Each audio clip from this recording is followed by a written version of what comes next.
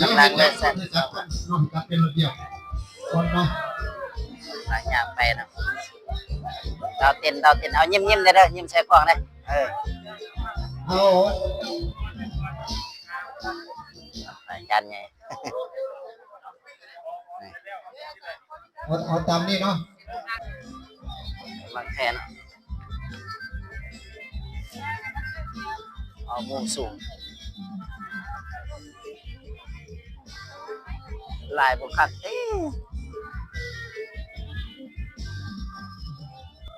กำลังแห่ยงยอดโซฟาเนาะ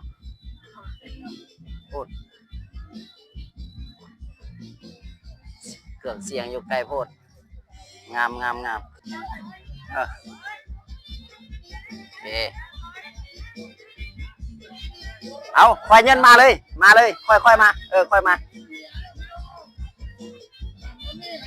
เอากำลังแห่นำพาด้วยพระอาจารย์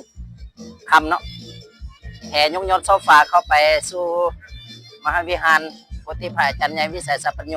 ในขณะนี้ก็ขบวนแห่นางฝนนางลำเนาะกำลังย่างเข้าไปเนาะนี่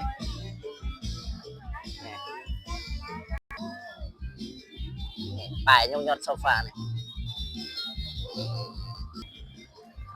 เอาเบิ้งมุมสูงเนาะเอามุมสูงให้เบิ้งสวย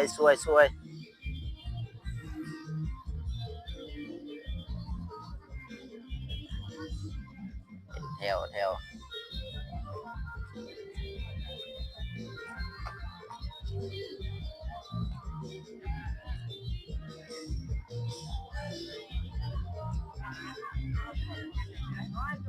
จันใหญ่นะ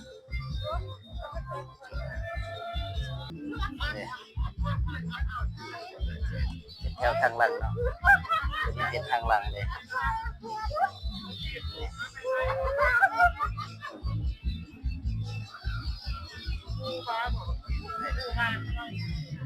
กำลังแห่เข้าไปวัดพระม่วงโอ้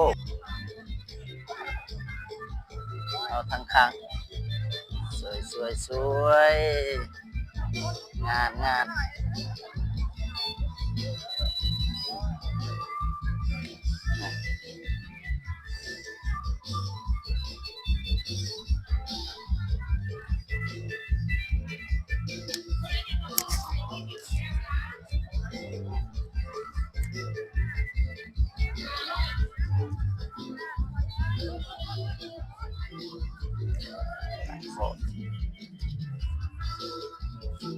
นศิลปะ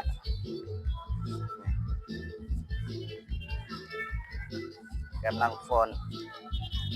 กำลังแห่เข้าไปวัดท่ามงคาเชิญชวนเลย14เด้อหมดสุขคนเนาะ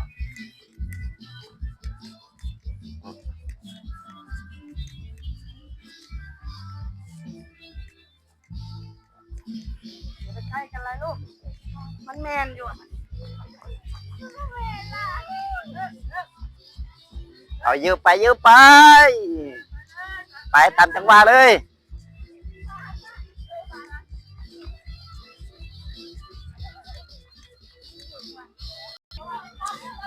มา